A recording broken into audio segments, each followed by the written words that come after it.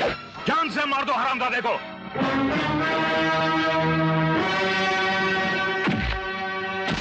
शिवा, बहुत प्यार है ना तुझे जीवा से? मैं जीवा की जिंदगी में एक रंग भी रहने नहीं दूंगा।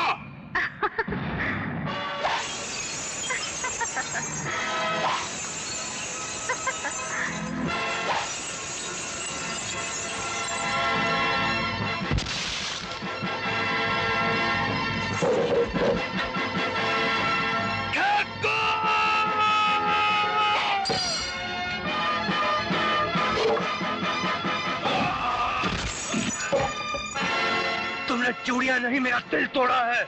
मैं तुझे जिंदा नहीं छोड़ूंगा यशपाल।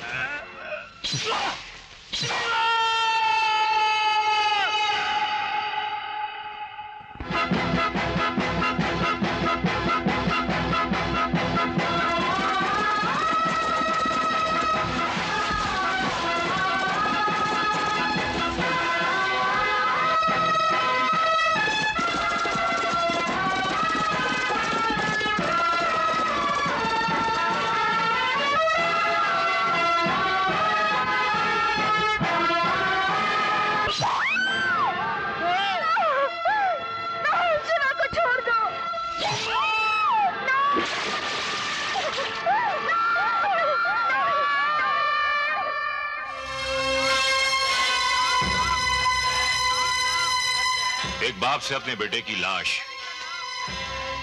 आसानी से नहीं उठाई जाती। मेरा नाम शंकरा है। मैंने भी कभी इसी तरह अपने नौजवान भाई की लाश उठाई थी। उसे भी नागेश्वर ने गोली मारी थी।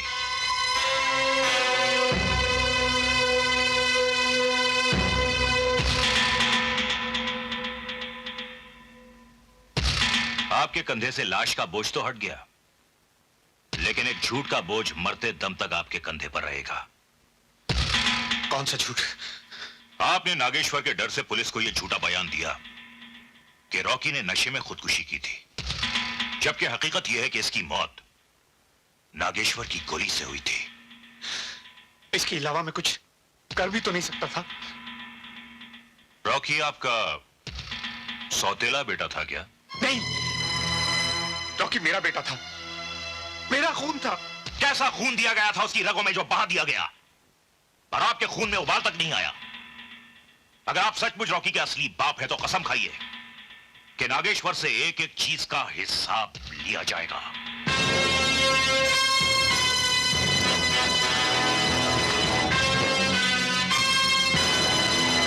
यह सच है कि बचपन जितना बाप के लिए तरसता है, उससे कहीं ज्यादा बुढ़ापा अपनी औलाद के लिए तड़पता है। सही बात, बिल्कुल सही बात। मैं उसकी इस तड़प का फायदा उठाऊंगा।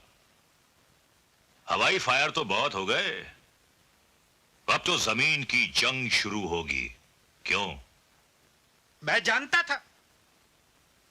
था कि सुअर के पिल्ले का अजय के साथ जरूर कोई रिश्ता है। तो पहले बताना चाहिए था ना। तुम जैसे नेता देश को बर्बाद करने के तो बहुत प्लान बनाते हैं, लेकिन नागेश्वर को बर्बाद करने का एक भी पॉइंट नहीं दिया तुमने। कसम से तुम बहुत सुअर किस्म के नेता हो। चुप है, सुअर की औलाद। तेरी ये गुंडागर्दी की धमकियों में आने वाला नहीं हूं मैं। चुप जा। जानता किससे बात कर? तिवारी से। तू क्या करेगा? पार्टी बदलेगा ना? नागेश्वर से मिल जाओ, कोई फायदा होने वाला नहीं, क्योंकि उसकी कमजोर नस अब मुझे नजर आ गई है।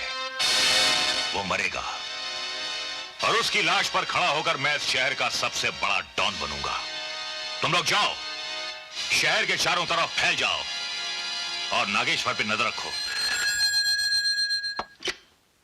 हेलो, कौन? नागेश्वर। तुम्हारा फोन। हेलो शंकरा, याद रख, जहां मेरी आवाज पहुंच सकती है वहां मेरी गोली भी पहुंच सकती है। तूने मेरे खून के छींटे उड़ाए हैं, मैं तेरी धज्जियां उड़ा दूंगा। संग्राम, यहां से फौरन चलने की तैयारी करो। नागेश्वर और उसके साथी कभी भी यहां पहुंच सकते हैं। वाह वाह, कहा तो बोल रहा था कि उसकी लाश पे बैठ के डॉन बनूंगा और एक ही झटके में डब्बा गायब। अबे ओ शंकरा, आजकल के वही गुंडे तरक्की करते हैं जो हम जैसे कमीने नेताओं के दिमाग से चलते हैं। ज्यादा भौंक मत कुत्ते की तरह। बता, इस सिचुएशन में क्या करना चाहिए? अरे करना कराना कुछ नहीं चाहिए, फौरन यहां से भाग जाना चाहिए, और वो भी पीछे से, समझे? तिवारी ठीक है, चलो।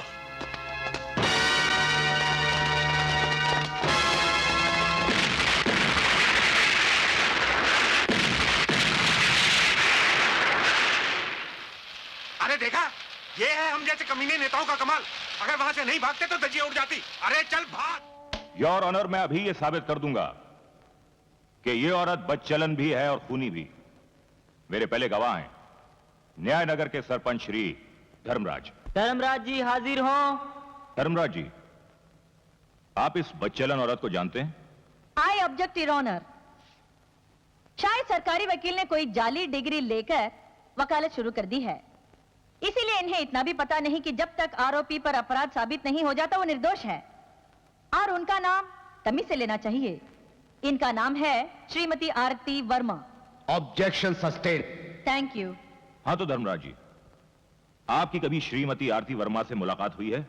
मेरा मतलब है आप इन्हें जानते हैं? जी हाँ, अच्छी तरह जानता हूं। कैसे? हुजूर, मैं न्यायनगर का सरपंच हूं। वहां की पूरी पंचायत ने इसे बदचलन और वेश्या करार देकर शहर की पुलिस के हवाले कर दिया था। That's all your honour. आप इनसे कुछ पूछना चाहती हैं तो पूछ लीजिए। No questions. आप जा सकते हैं। योर ऑनर, मेरे अगले गवाह हैं सब इंस्पेक्टर सी के पांडे। मैं भगवान को साक्षी मानकर कसम खाता हूं कि जो भी कहूंगा सच कहूंगा, सच के सिवा कुछ नहीं कहूंगा। हर बार गीता की कसम खाता है और हर बार कहता है कि मैं सच के सिवा कुछ नहीं कहूंगा, और कहता है सच के सिवा बाकी सब कुछ है। इंस्पेक्टर पांडे, आप श्रीमती आरती वर्मा को जानते हैं? जी हाँ। आप इनसे पहली मर्तबा कहां मिले थे? जी, पुलिस स्टेशन में, जहां न्यायनगर की पंचायत का आदमी इसे मेरे हवाले कर गया था। तो फिर आपने क्या किया? जी, मैंने इसे समझाया कि वेश्या का काम अच्छा नहीं है और चेतावनी देकर वापस भेज दिया कि आगे से ऐसा काम नहीं करना। तो फिर ये दोबारा आपको कब और कहां मिली? इसने सुधरने के बजाय और जोरों से धंधा शुरू कर दिया। शहर में कमाई भी तो बहुत होती है। 2 बार रेड में भी पकड़ी गई और दोनों बार मैंने इसे वार्निंग देके छोड़ दी। फिर क्या हुआ? और फिर एक दिन खबर मिली कि इसने अपनी बेटी का गला घोंट कर उसे मार डाला है। पुलिस ने इसे तलाश करने की बहुत कोशिश की, लेकिन ये कहीं नहीं मिली। और फिर एक दिन पता लगा कि ये मशहूर एडवोकेट श्रीमती भारती देवी के साथ रह रही, और मैंने जाकर इसे इस बात पर तो हमने ध्यान ही नहीं दिया। धनराज साहब कहाँ हैं? मैं नागेश्वर साहब के घर से आ रहा हूँ। बहुत ही खुशी की बात है। क्या? अजय साहब ने धनराज साहब से ये कहने के लिए मुझे भेजा है कि डॉन उनको नहीं बनना, डॉन वो खुद बने और उनका बेटा उन्हें लौटा दे। सारा लफड़ाई खत्म। बहुत अच्छा हुआ, अब आपस में किसी का खून नहीं बहेगा। अबे शंकरा, ये तूने क्या किया? कुछ लोग गद्दार होते हुए भी वफादारी के दामन को नहीं छोड़ते। धनराज उनमें से एक है। अगर ये धनराज से मिलता तो धनराज नागेश्वर के पास चला जाता, जो हमारी सेहत के लिए अच्छा नहीं होता। वाह वाह शंकरा वाह! मेरे साथ रहते रहते तुझे भी नेता जैसी चालाकी आ गई। पर एक बात सुन, धनराज भी चालाक आदमी है। हाँ, उसने बच्चे को कहीं छिपा दिया है, वरना तू तो उसे कब्जे में करके सारे खेल का नक्शा ही बदल देता है। लगता है कोई आ रहा है।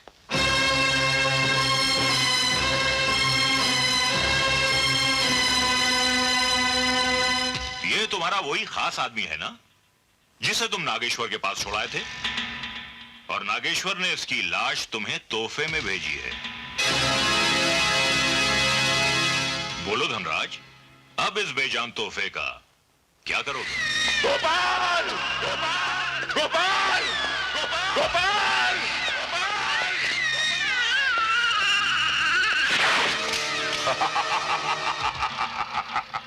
नागेश्वर। नागेश्वर, तू वही है ना जिसने एक झटके में जैसे चाहा मौत दे दी? आज मौत का व्यापारी जिंदगी का चौकीदार बन गया।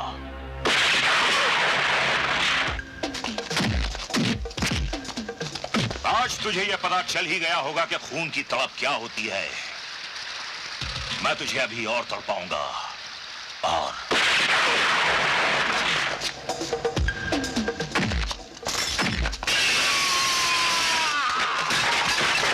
मैं तेरे पालतू कुत्ते धनराज की तरह बेवकूफ नहीं हूं जो दुश्मनी के बाद भी वफादारी की थाली चाटता रहा। मैं उनमें से हूं जो एक एक करके अपनी दुश्मनी का हिसाब सूद के साथ वसूल करते हैं। तूने मेरे भाई को खत्म किया था ना, मैं तेरी पूरी नस्ल ही मिटा दूंगा। नहीं चंगा।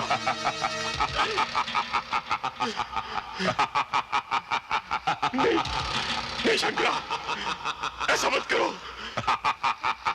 मेरे पोते को नहीं मारो शंकरा। मेरे गोपाल को मत मारो। मेरे गोपाल को मत मारो शंकरा।